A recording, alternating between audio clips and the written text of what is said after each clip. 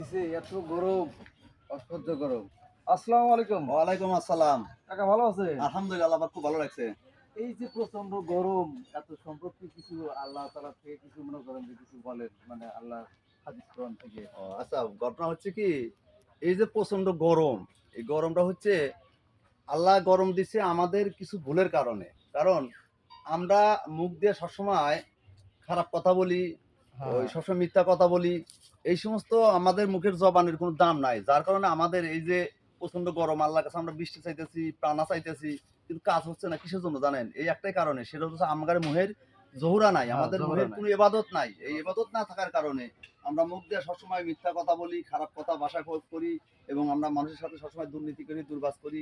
এটা আল্লাহ মেনে নিতেছে না।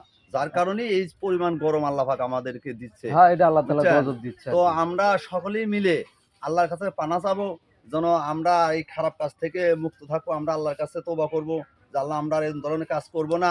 আর আমাদের এই যে প্রচন্ড গরম, গরমে কুলাইতে পারতেছি না, তো আল্লাহ আপনি আমাদের বৃষ্টি দেন, একটু ঠান্ডা দেন। আল্লাহ হয়তো আমাদের এই কথা তখন কবুল করতে পারে ইনশাআল্লাহ। আপনারা সকলেই এই খারাপ কথা মুখ থেকে প্রয়োগ করা বন্ধ রাখবেন, এবং আল্লাহর কাছে সবসময় পানা চাইবেন, আল্লাহর কাছে কান্দাকাটি করবেন। ইনশাআল্লাহ দেখবেন আল্লাহর রহমতে বৃষ্টিও হবে এবং গরমটাও হালকা হয়ে আসবে। হালকা হয়ে আল্লাহ যাবে। পাক বাতাসও দিবে ইনশাআল্লাহ। সবাই ভালো থাকেন। হ্যাঁ, আচ্ছা, খোদা হাফেজ। আচ্ছা।